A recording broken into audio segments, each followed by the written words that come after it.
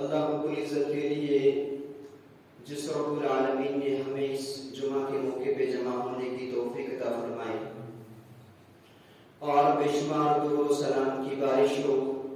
جناب محمد رسول اللہ صلی اللہ علیہ وسلم کی ذات گرامی پر، جنہیں خاتم النبیین والمرسلین بنا کر اس کائنات کے اندر مبعوث فرمایا گیا۔ معزز سامعین کرام، اللہ رب العزت کا بے شمار شکر ہے کہ جس رب کائنات نے ہمیں اپنی سب سے قیمتی اور سب سے عالی نعمت عطا فرمائی، یعنی ہمیں مسلمان بننے کا شرف بخشا ہے۔ لہذا ہر مسلمان کی یہ ذمہ داری ہے کہ وہ اللہ رب العالمین کے اس احسان کے بدلے رب کا شکر ادا کرے اور اس نعمت کو، اسلام کی نعمت کو اپنے لیے سب سے عظیم اور سب سے قیمتی نعمت سمجھے، کیونکہ ہمارے اسلاف خصوصاً صحابہ کرام رضوان اللہ تعالی علیہم اجمعین، انہوں نے اپنے عمل سے کر دکھلایا جسے ہم ایک مثال کے ذریعے بآسانی سمجھ سکتے ہیں کہ اگر ہم میں سے کسی آدمی سے پوچھ لیا جائے کہ آپ کو آپ کے ہاتھ پر بندھی ہوئی گھڑی زیادہ محبوب ہے، زیادہ پیاری ہے، یا آپ کو آپ اپنا ہاتھ زیادہ محبوب ہے، زیادہ عزیز ہے، یعنی اگر تمہیں گھڑی کو بچانے کے لیے اپنے ہاتھ کی قربانی دینی پڑی، اپنے ہاتھ کو کٹوانا پڑے، تو کیا تم اس کام کے لیے تیار ہو جاؤ گے؟ یا اگر تمہیں ہاتھ کو بچانے کے لیے اپنی گھڑی کی قربانی دینی پڑے گی تو کیا تم اپنے گھڑی کو قربان کرنے کے لیے تیار ہو جاؤ گے؟ ہم میں سے ہر انسان یہی جواب دے گا کہ مجھے گھڑی تو پیاری ہے، لیکن گھڑی کے مقابلے میں مجھے اپنا ہاتھ زیادہ پیارا ہے، زیادہ عزیز ہے۔ لیکن اگر کسی انسان سے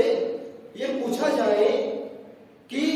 تمہیں اپنا ہاتھ زیادہ عزیز ہے یا اپنا جسم، اپنی جان زیادہ عزیز ہے، یعنی اگر تمہیں جسم کو بچانے کے لیے اپنے ہاتھ کو کٹوانا پڑے گا تو کیا تم اپنے جسم کو بچانے کے لیے اپنے ہاتھ کو کٹوا سکتے ہو؟ یا اگر تمہیں ہاتھ کو بچانے کے لیے اپنے جسم کی قربانی دینی پڑے گی تو کیا تم اپنی جسم کی قربانی ہاتھ کے لیے دے دو گے؟ وہ انسان یہ جواب دے گا کہ مجھے ہاتھ محبوب ہے، ہاتھ پیارا ہے، لیکن ہاتھ کے مقابلے میں مجھے جان بہت زیادہ پیاری ہے، بہت زیادہ عزیز ہے، میں اس جان کے خاطر اپنے ہاتھ کو کٹوا سکتا ہوں، لیکن میں ہاتھ کے لیے اپنی جان کی قربانی نہیں دے سکتا، بلکہ میں اس جان کے خاطر جسم کے کوئی بھی ایسا ہو وہ کٹوانے کے لیے تیار ہو جاؤں گا، لیکن جان کی قربانی دے دوں گا۔ تو معلوم ہوا کہ ہر انسان کے نزدیک سب سے پیاری اور سب سے محبوب چیز اگر کوئی ہے وہ اس کی جان ہے۔ لیکن جب ہم تاریخ کے اوراق پلٹتے ہیں تو ہمیں معلوم ہوتا ہے کہ جب جناب محمد رسول اللہ صلی اللہ علیہ وسلم نے جہاد کا اعلان کیا، صحابہ کرام رضوان اللہ علیہم اجمعین کو اسلام پر اپنی جان قربان کرنے کے لیے انہیں دعوت دی، جہاد کا انہیں اعلان کیا، وہ صحابہ کرام رضوان اللہ علیہم اجمعین نہتا نکل پڑے، خالی پیٹ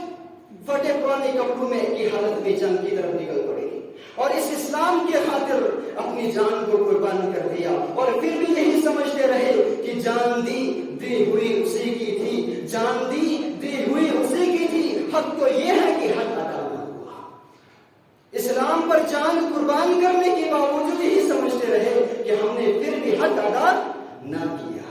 گویا صحابہ کرام رضوان اللہ علیہم اجمعین نے اپنے عمل سے ثابت کر دکھلایا کہ ہمیں جان پیاری ہے، ہمیں جان عزیز ہے، ہمیں مال و دولت پیارا ہے، ہمیں اولاد پیاری ہے، ہمیں بیویاں پیاری ہے، ہمیں دنیا کے اندر تمام چیزیں، تمام نعمتیں وہ پیاری ہے، مگر ہم اسلام کے خاطر ان تمام چیزوں کو قربان کرنے کے لیے تیار ہے، لیکن ان چیزوں کے لیے اسلام کو چھوڑنے کے لیے تیار، اسلام کو سودا کرنے کے لیے تیار نہیں ہے۔ لیکن ہماری حالت کیا ہے؟ ہماری حالت کیا ہے؟ اسلام پر اپنی جان کو قربان کرنا وہ تو ہمارے لیے بعید ہے، بہت دور کی بات ہے۔ ہم تو اس اسلام کے مطابق اس اسلام کو اپنے آپ پر نافذ کرنے کے لیے تیار نہیں ہے۔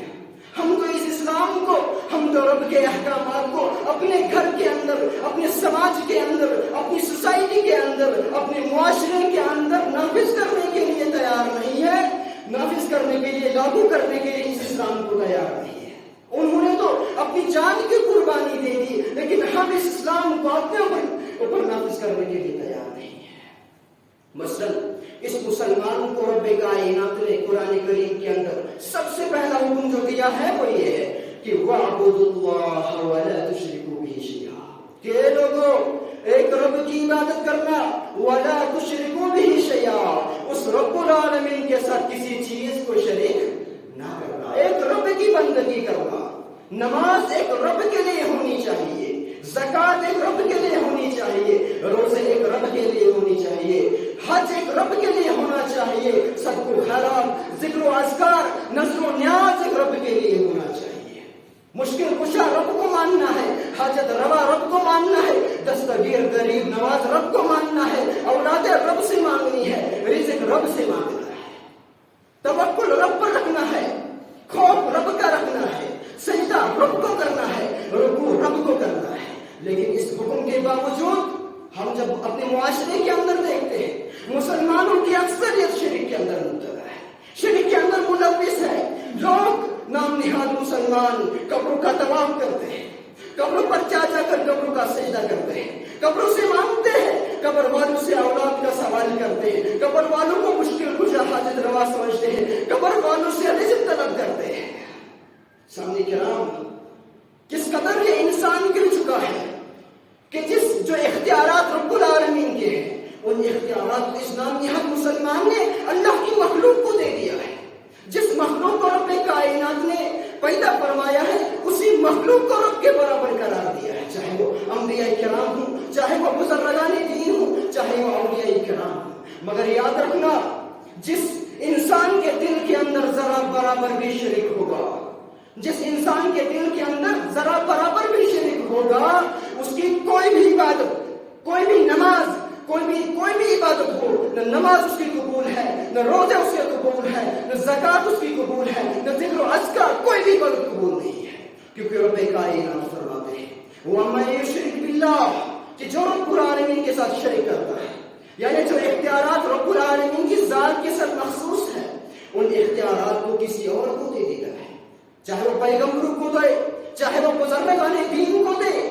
مشکل کشا رب کو ماننا ہے، حاجت روا رب کو ماننا ہے، نفع نقصان کا مالک رب کو ماننا ہے، اولاد رب سے مانگنی ہے، رزق رب سے مانگنا ہے، دستگیر رب کو ماننا ہے۔ جو چیز ان چیزوں کو کسی مخلوق کے ساتھ تشبیہ دے گا، یعنی ان چیزوں کو مخلوق کے ساتھ مخلوق کے مشابہ قرار دے گا، مخلوق کے ساتھ ان کو متصف کر دے گا، رب کائنات فرماتے ہیں گویا کہ اس نے شرک کیا۔ وَمَن يُشْرِكْ بِاللَّهِ، جو رب کے ساتھ شریک کرتا ہے،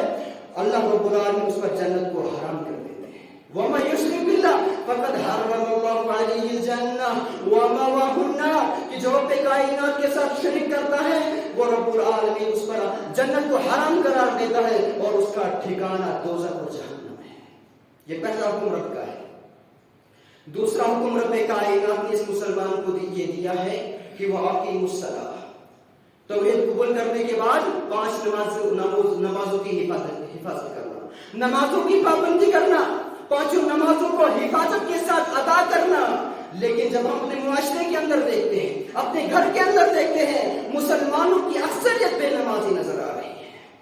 5 ٹائم مسجد کے اندر حی علی الصلاۃ حی علی الفلاح کی صدائیں لگتی ہیں، مسلمانوں کے کانوں کے پردوں سے اذان کی گونج ٹکراتی ہے، لیکن مسلمان کو ٹس سے مس نہیں ہوتا ہے۔ مسلمان اس قدر غافل ہو چکا ہے،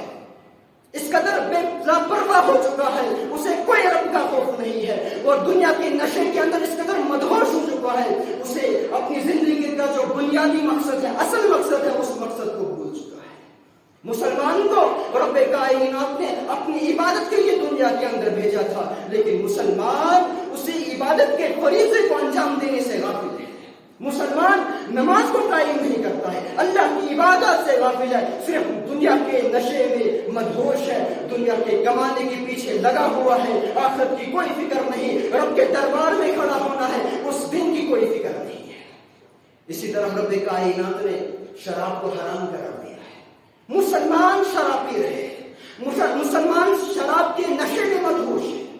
رب کائنات رسول اکرم صلی اللہ علیہ وسلم نے جوا، سود حرام قرار دیا ہے، ان چیزوں کو، چوری حرام ہے، غیبت حرام ہے، بے حیائی معاشی حرام ہے، لیکن اس کے باوجود ان تمام چیزوں کے اندر مسلمان آگے ہوتا ہے، ان تمام چیزوں کے اندر مسلمان ملوث ہوتا ہے، بس نام کا مسلمان ہے۔ انہوں نے تو اپنی جان کی قربانی اسلام کے خاطر دی تھی، ہم تو اپنے نفس پر، اپنے آپ پر، اپنے گھر کے اندر اسلام کو نافذ کرنے کے لیے تیار نہیں ہے، بس ہم تو نام کے مسلمان ہیں کہ زبان سے کہہ بھی دیا لا الہ تو کیا حاصل، دلوں نگاہ مسلمان نہیں تو کچھ بھی نہیں۔ سامعین کرام، حضرت رسول اکرم صلی اللہ علیہ وسلم کی مدنی زندگی کا واقعہ ہے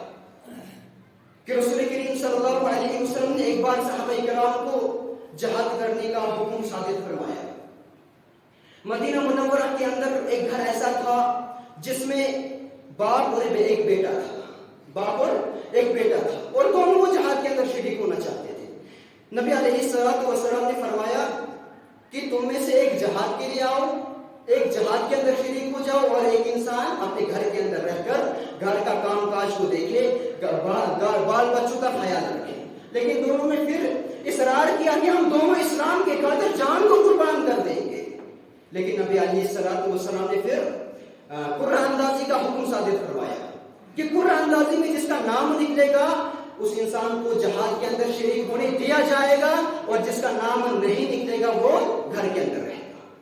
جب قرعہ اندازی کی گئی اس میں بیٹے کا نام نکلا، یعنی بیٹے کو اجازت مل گئی جہاد کے اندر شریک ہونے کا۔ باپ نے کہا کہ بیٹا میں تیرا باپ ہوں، اس لیے مجھے ترجیح دے دے، یعنی مجھے جہاد کے اندر شریک ہونے دے۔ بیٹے نے کہا کہ ابا جان مجھے اللہ وحدہ لا شریک کی قسم ہے، اگر یہ کسی دنیا کے مفاد اور فائدے کی بات ہوتی تو میں آپ کو ترجیح دے دیتا، لیکن یہاں پہ چونکہ مسئلہ اسلام پر اپنی جان کو قربان کرنے کا شرف مجھے حاصل ہو رہا ہے، اس لیے میں اپنے ہاتھ سے یہ شرف جانے نہیں دوں گا۔ بیٹا جہاد کے اندر شریک ہو گیا اور اسلام کے خاطر اپنی جان کو قربان کر دیا اور شہید ہو گیا۔ سامعین کرام، اس دنیا میں ہمارے اور آپ کے پاس بہت سی نعمتیں ہیں، اور بعض نعمتیں ایسی ہیں جو کم قیمت والی ہیں، اور بعض نعمتیں ایسی ہیں جو بہت زیادہ قیمتی ہوتی ہیں، اور انسان کا لگاؤ زیادہ اس چیز کے ساتھ ہوتا ہے جس کی قیمت زیادہ ہوتی ہے۔ مثلا اگر آپ کے گھر کے اندر ایک چاقو ہے جس سے آپ سبزی وغیرہ کا کاٹنے کا کام کرتے ہیں، اور آپ کے پاس ہی آپ کے گھر کے اندر سونے کی اینٹ ہے، دونوں آپ کی چیزیں ہیں، دونوں کا تعلق آپ کے ساتھ ہے، لیکن جس قدر لگاؤ آپ کو اس سونے کی اینٹ کے ساتھ ہوگا اتنا لگاؤ آپ کو اس معمولی چاقو کے ساتھ نہیں ہوگا۔ جتنی فکر آپ اس سونے کی اینٹ کی کریں گے اتنی فکر آپ اس چاقو کی نہیں کریں گے، گویا کہ وہ چاقو سونے کی اینٹ کے مقابلے میں کوئی حیثیت نہیں رکھتا ہے۔ لہذا جہاں دنیا کی نعمتوں سے ہمیں محبت ہو، وہیں سب سے زیادہ محبت ہمیں اسلام سے ہو، اور اسلام کے احکامات پر عمل کرنے کی ہمیں فکر ہو۔ سامعین کرام، انسان کا معمول ہوتا ہے کہ وہ بڑی چیز کو پانے کے لیے چھوٹی چیز کو قربان کر دیتا ہے، بڑے مفاد کے خاطر چھوٹی چیز کو، چھوٹے مفاد کو چھوڑ دیتا ہے۔ مثال کے ساتھ میں آپ کو سمجھاتا ہوں کہ انسان کے پاس 1000 روپیہ ہے، انسان کے پاس 1000 روپیہ ہے، اور انسان کہیں اس کو 1000 روپیہ گر جاتے ہیں، پھر جب وہ واپس آتا ہے ایک جگہ پہنچتا ہے، اسے خیال پڑتا ہے، دیکھتا ہے کہ اسے 1000 روپیہ اپنے جیب میں نہیں ہے، اس وقت وہ ارادہ کرتا ہے کہ میں 1000 روپیہ کو ڈھونڈنے چلے جاؤں گا۔ اب وہ جو ہی ارادہ کرتا ہے اسے خبر دی جاتی ہے کہ آپ کے گھر کے اندر چور گھس گیا ہے، آپ کے گھر کے اندر چور گھس گیا ہے۔ اس وقت وہ انسان کیا کرے گا؟ اس وقت انسان وہ پیسوں کا ارادہ وہ ترک کر دے گا، چھوڑ دے گا، وہ وہاں ڈھونڈنے نہیں جائے گا، بلکہ وہ گھر کی فکر کرے گا، گھر کی طرف روانہ ہوگا اور گھر کو اس چور سے بچانے کی کوشش کرے گا، کیونکہ گھر کے مقابلے میں 1000 روپیہ کی کوئی حیثیت، کوئی اہمیت نہیں ہے۔ جب ہمارے لیے اسلام سب سے بڑی، سب سے عظیم اور سب سے قیمتی نعمت ہے، مسلمان کا کام یہ نہیں ہے کیونکہ وہ اس دنیا اور دنیا کے مفاد کی خاطر اسلام اور اسلام کے اصولوں کو ٹھکرا دے، چھوڑ دے، بلکہ مسلمان کی سب سے بڑی ذمہ داری یہ ہے کہ وہ اسلام اور اسلام کے اصولوں کی خاطر اس دنیا اور دنیا کے تمام مفاد کو قربان کرنے کے لیے تیار ہے۔ ایک مشہور صحابی حضرت سہیب رومی رضی اللہ تعالی عنہ، روم کے رہنے والے مہاجر صحابی، مکہ مکرمہ کے اندر قیام پذیر ہوئے، پھر وہاں پہ تجارت شروع کی اور کرتے کرتے انہوں نے بہت زیادہ مال کما لیا، پھر بعد میں رب کائنات نے انہیں اسلام کی دولت بھی عطا فرما دی۔ جب جناب محمد رسول اللہ صلی اللہ علیہ وسلم نے ہجرت کر دی مکہ سے مدینہ کی طرف، اس صحابی نے بھی ارادہ کیا کہ میں بھی ہجرت کروں گا اسلام کے خاطر، لیکن جو ہی مشرکین کو پتا چلا تو وہ فوراً آئے اور سہیب رضی اللہ تعالی عنہ سے کہا کہ آپ نے جو یہ مال و دولت یہاں پہ کمائی ہے، آپ اگر ہجرت کرو گے تو آپ کے پاس یہ حق حاصل نہیں ہوگا اس مال کو خرچ کرنے کا، اور اگر آپ نے اپنے ہجرت کے ارادے کو ترک نہ کیا، آپ سے ہم مال و دولت چھین لیں گے، ایک ایک روپیہ آپ سے چھین لے جائیں گے، اس لیے آپ بتاؤ آپ کو کیا کرنا ہے؟ آپ کو خون پسینے سے کمائی ہوئی دولت زیادہ محبوب ہے یا اسلام زیادہ محبوب ہے؟ حضرت سہیب رضی اللہ تعالی عنہ انہوں نے پورے اعتماد لہجے سے جواب دیا، کہا نادانو کہ یہ دنیا اور دنیا کی تمام نعمتیں اسلام کی قیمت ادا نہیں کر سکتی ہے۔ میں اس اسلام کے خاطر مال و دولت کو، خزانوں کو قربان کرنے کے لیے تیار ہوں، لیکن اسلام کو چھوڑنے کے لیے تیار نہیں ہوں۔ چنانچہ انہوں نے ہجرت کر لی اور مدینہ منورہ کے اندر چلے گئے، کیونکہ جو سچے اللہ والے ہوتے ہیں، جو سچے مسلمان ہوتے ہیں، وہ اسلام کو اپنے لیے سب سے قیمتی اور عظیم نعمت سمجھتے ہیں، اور وہ اسلام کے خاطر اپنے لیے کوئی بھی نقصان اٹھانے کے لیے تیار ہوتے ہیں، لیکن وہ اسلام کے اصولوں کی خلاف ورزی کرنے کے لیے تیار نہیں ہوتے ہیں۔ سامنے کرام، اس دنیا کے اندر انسان کو رب کائنات نے بے شمار نعمتیں عطا فرمائی ہیں،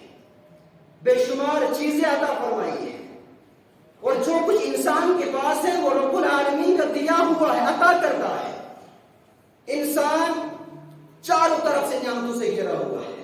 مثلاً اپنے جسم کو ہی دیکھ لیجیے، اللہ رب العالمین نے انسان کو زبان عطا فرمائی ہے جس سے انسان بولتا ہے، رب کائنات نے انسان کو آنکھیں عطا فرمائی ہے جس سے انسان دیکھتا ہے، کان عطا فرمائے ہیں جس سے انسان سنتا ہے باتوں کو، رب کائنات نے انسان کو دماغ عطا فرمایا ہے جس سے انسان سوچتا ہے، صحیح اور غلط کے درمیان فرق اور تمیز کر سکتا ہے، رب کائنات نے انسان کو ہاتھ دیے ہیں جس سے ایک انسان کام کرتا ہے، رب کائنات نے اس انسان کو پاؤں دیے ہیں جس سے ایک انسان چلتا ہے۔ کوئی بھی جتنی بھی نعمتیں دنیا کے اندر ہے رب کائنات نے انسان کے لیے پیدا فرمائی، یہ زمین و آسمان، یہ پیڑ پودے، یہ پہاڑ، یہ پرندے، تمام مخلوقات، تمام نعمتیں انسان کے لیے پیدا فرمائی ہے۔ اللہ کی بخشی ہوئی نعمتوں اور اللہ کے عطا کرتا احسان کا شکریہ صرف یہ ہے کہ انسان کو چاہیے کہ ایک رب کی عبادت کرے، ایک رب کی بندگی کرے، اور رب کائنات نے انسان کو جو صلاحیتیں، جو نعمتیں عطا فرمائی ہے، ان نعمتوں کو اللہ کے بتلائے ہوئے طریقے کے مطابق، راستے کے مطابق خرچ کرے۔ شیخ سعدی علیہ الرحمہ فرماتے ہیں کہ بادل، ہوا، چاند، سورج اور آسمان، تمام چیزیں رب کائنات نے انسان کے فائدے کے لیے پیدا فرمائی ہے، تاکہ انسان اس سے کمائے اور غافل ہو کر نہ کھائے۔ رب کائنات قرآن کریم کے اندر فرماتے ہیں وَسَخَّرَ لَكُم مَّا فِي السَّمَاوَاتِ وَمَا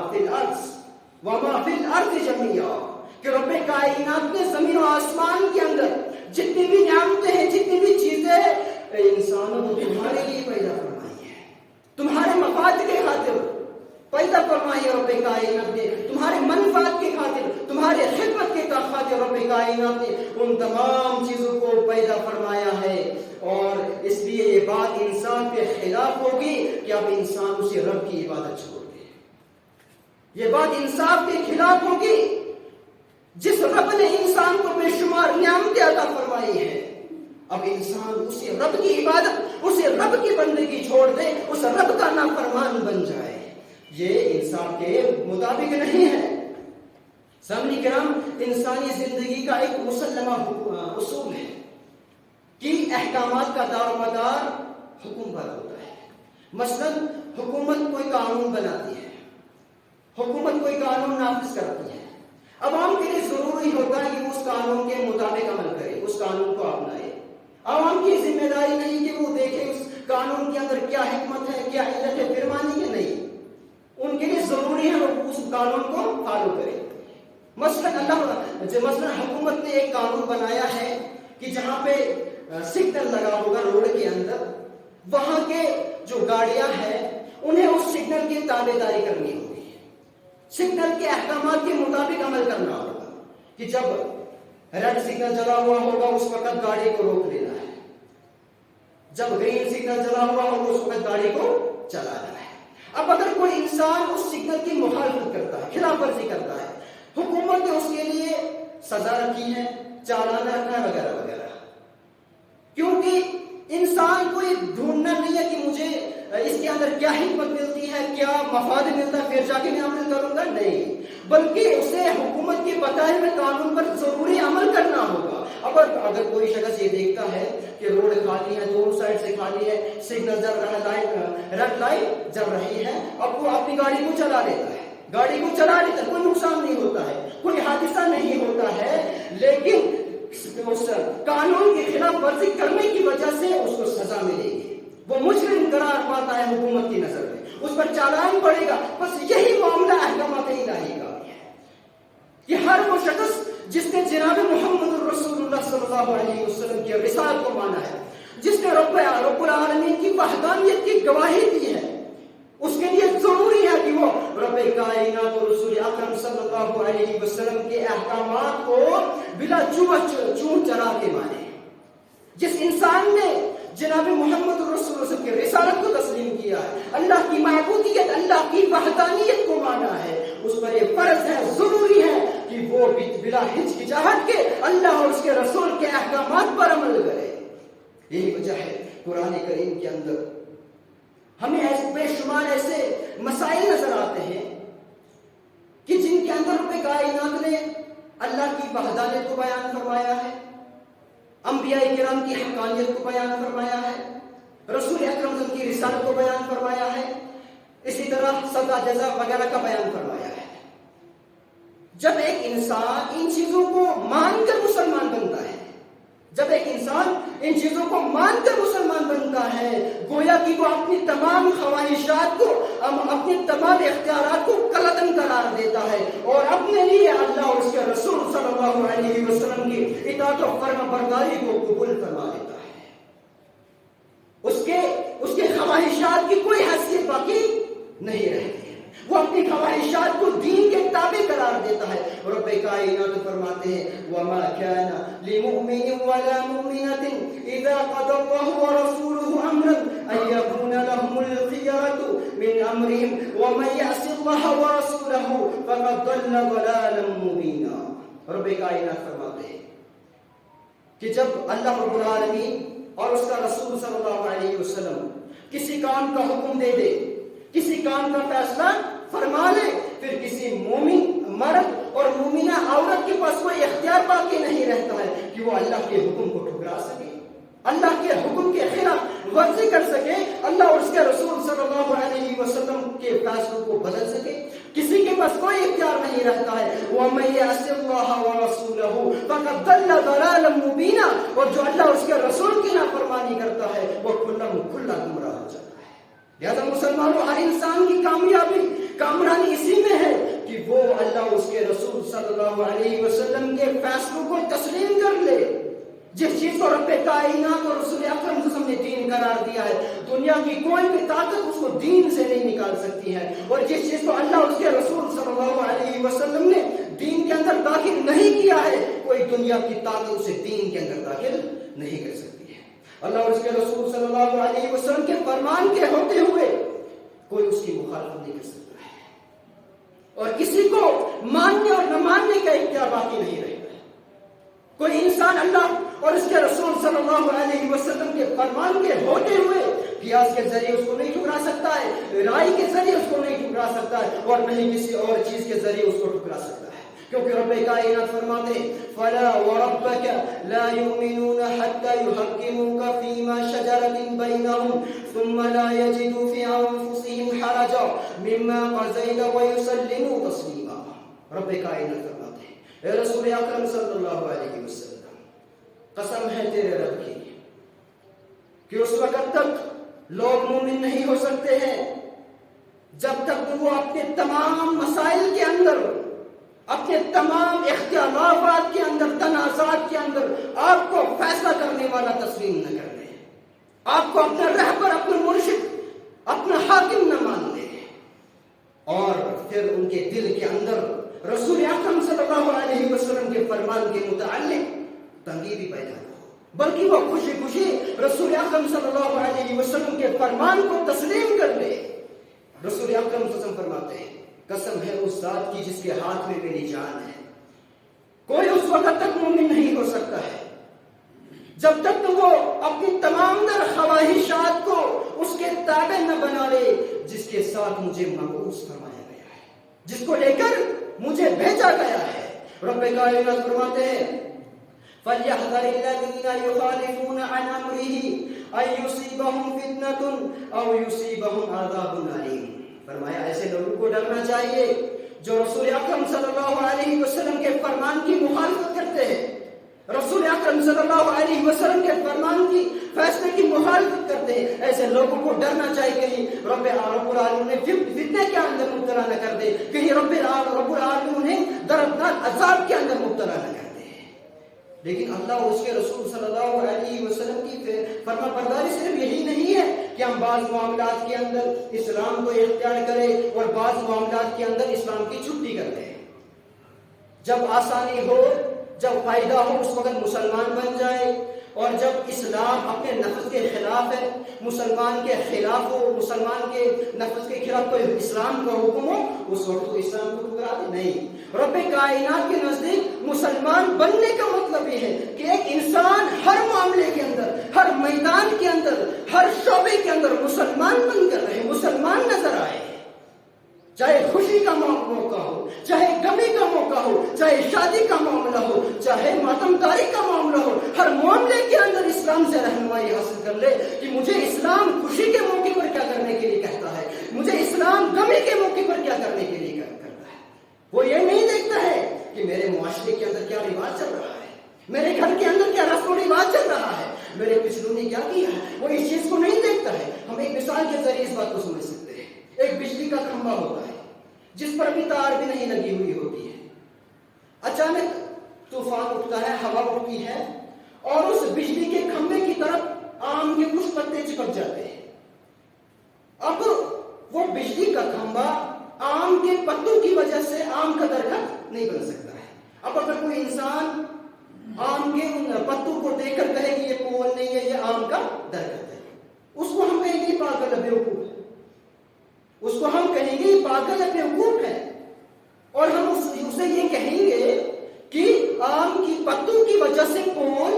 आम का दरख्त नहीं बन सकता है, बल्कि आम का दरख्त वो है जिसकी जड़ें भी आम की हूं, जिसकी शाखें भी आम की हूं, जिसके पत्ते भी आम के हूं, जो फल भी आम का देगा। रब्बे कायनात के नजदीक कामिल मुसलमान, सच्चा मुसलमान वही है जो हर मामले के अंदर, हर शोबे के अंदर इस मुसलमान बनकर रहे, जो हर वक्त इस्लाम की तालीमात के मुताबिक अपनी जिंदगी बसर करता हो, जिसका नाम भी इस्लामी हो, जिसका काम भी इस्लामी हो, जिसका अखलाक व किरदार भी इस्लामी हो, जिसका उठना बैठना चलना फिरना सब कुछ इस्लामी हो, जिसका तौर और तरीका, जिसकी मुआशरत इस्लामी हो, तमाम चीजों के अंदर वो मुसलमान नजर आए। क्योंकि रब्बे कायनात फरमाते हैं, یا ایھا الذین آمنوا ادخلوا فی السلم کافہ، کہ اے ایمان والو، اے وہ لوگ جنہوں نے ایمان لایا ہے، جنہوں نے توحید و رسالت کا اقرار کیا ہے، جنہوں نے رب العالمین کو اپنا رب بنا لیا، مان لیا ہے، اور رسول اکرم صلی اللہ علیہ وسلم کو اپنا امام، اپنا رہبر مان لیا ہے، آخری نبی مان لیا، ادخلوا فی السلم کافہ، کہ تم مکمل طور پر اسلام کے اندر داخل ہو جاؤ، یعنی اپنی پوری زندگی اسلامی تعلیمات کے مطابق گزارو، کوئی بھی کام ہو اسلام کے مطابق ہونا چاہیے، کیونکہ اسلام کے اندر داخل ہونے کا پورا داخل ہونے کا مطلب یہ ہے کہ جس چیز کا اسلام نے حکم دیا ہے کرنے کا اس کو کیا جائے، اور جس سے منع کیا ہے اس سے پرہیز کیا جائے۔ سامعین کرام، آج ہم دنیا کے اندر دیکھتے ہیں ہماری کیا حالت ہے، مسلمانوں کی کیا حالت ہے، مسلمان ذلیل و خوار نظر آ رہے ہیں، مسلمانوں کو پانی کی طرح ان کا خون بہایا جا رہا ہے، مسلمانوں کو گاجر اور مولی کی طرح کاٹا جا رہا ہے، نہ عزت کو تحفظ حاصل ہے، نہ جان کو تحفظ حاصل ہے، نہ مال کو تحفظ حاصل ہے، کبھی ایک مسئلے پر پابندی، کبھی حجاب پر پابندی، کبھی داڑھی پر پابندی، مسلمان مظلوم ہے، مغلوب ہے۔ وجہ کیا ہے اس کی وجہ کیا ہے؟ وہ تو صحابہ کرام 313 تھے دنیا کے مقابلے میں، وہ کیسے کامیاب ہوئے تھے، وہ کس طرح سے غالب ہوئے تھے، انہیں رب العالمین کی فتح و نصرت کیسے ملی تھی؟ ہم تو ان کے مقابلے میں پوری دنیا کے اندر موجود ہے، دنیا کے کونے کونے کے اندر مسلمان موجود ہے، اس کے باوجود مظلوم ہے، اس کے باوجود مسلمان مغلوب ہے۔ وجہ کیا ہے؟ وہ اس لیے کامیاب ہوئے، وہ رب کے وفادار تھے، وہ جناب محمد الرسول کے وفادار تھے، وہ دین کے وفادار تھے، وہ اللہ اور اس کے رسول کے فرما بردار تھے۔ انہوں نے سب سے پہلے اسلام کو اپنے اوپر، اپنے گھر کے اندر نافذ کیا تھا۔ وہ معزز تھے زمانے میں مسلمان ہو کر، وہ معزز تھے زمانے میں مسلمان ہو کر، اور تم خوار ہوئے تاریخ قرآن ہو کر۔ وہ اس لیے کامیاب ہوئے کہ وہ رب کے وفادار ہے۔ یہ مسلم قوم آج اس لیے ناکام ہو رہی ہے، مظلوم بنی ہوئی ہے، اس لیے کیونکہ یہ نہ رب کے وفادار ہے، نہ رسول اکرم کے وفادار ہے، نہ قرآن کے وفادار ہے، یہ اللہ اور اس کے رسول کے نافرمان ہے۔ یہ نافرمان قوم ہے۔ یہ قوم کیسی کامیاب ہو سکتی ہے جس قوم کی اکثریت حرام کماتی ہو؟ یہ قوم کیسی کامیاب ہو سکتی ہے جس قوم کی اکثریت سود کھاتی ہو؟ یہ قوم کیسی کامیاب ہو سکتی ہے؟ اس قوم کو رب کی فتح و نصرت کیسے مل سکتی ہے جس کے نوجوان شراب کے اندر ملوث ہے، جس کے نوجوان منشیات کے اندر ملوث ہے، جس کے نوجوان بے نمازی کی حالت میں زندگی گزار رہے ہیں، جس کے نوجوان رب کی نافرمانی کی زندگی گزار رہے ہیں، جس کے نوجوان رب اور رسول کے نافرمان ہیں، جس کے نوجوان بے نمازی کی حالت میں زندگی گزار رہے ہیں، جس کے نوجوان ماں باپ کے نافرمان ہیں، اس قوم کو اللہ کی نصرت کیسے مل سکتی ہے؟ سامعین کرام، کامیابی ملے گی۔ رب کائنات فرماتے ہیں صبغۃ اللہ ومن احسن من اللہ صبغہ، اللہ کے رنگ میں رنگ لو کامیابی تمہاری مقدر بن جائے گی، اللہ کے رنگ میں رنگ لو کامیابی تمہاری مقدر بن جائے گی۔ رب کائنات فرماتے ہیں کامیاب ہونا چاہتے دنیا اور آخرت کے اندر، فرماتے رب کائنات وَمَن يُطِعِ اللَّهَ وَرَسُولَهُ فَقَدْ فَازَ فَوْزًا عَظِيمًا، جو اللہ اور اس کے رسول کی فرما برداری کرتا ہے، اطاعت و فرما برداری کرتا ہے، وہ دنیا کے اندر کامیاب ہو جائے گا، آخرت کے اندر بھی رب العالمین اسے جنت عطا فرمائے گا، دنیا کے اندر بھی کامیاب ہوگا، آخرت کے اندر بھی کامیاب ہوگا۔ اور جو اللہ اور اس کا رسول کا نافرمان ہے، جس انسان نے قرآن کو بھلا دیا، اپنے نبی کو بھلا دیا، وہ قوم کامیاب نہیں ہو سکتی ہے۔ جس قوم نے اللہ رب العالمین کے ساتھ اللہ کی مخلوق کو اس کے مشابہ قرار دیا، اس کے برابر قرار دیا، وہ قوم کیسی کامیاب ہو سکتی ہے؟ مسلمانوں کو کامیابی ملے گی بس رب کے قرآن میں، محمد رسول کے فرمان میں، اللہ اور اس کے رسول صلی اللہ علیہ وسلم کی اطاعت و فرما برداری کے اندر کامیابی ملے گی۔ رب العالمین سے دعا کرتے ہیں رب ہمیں اطاعت و فرما برداری کرنے کی توفیق عطا فرما دے، یا اللہ اس مسلم قوم کو نجات عطا فرما دے۔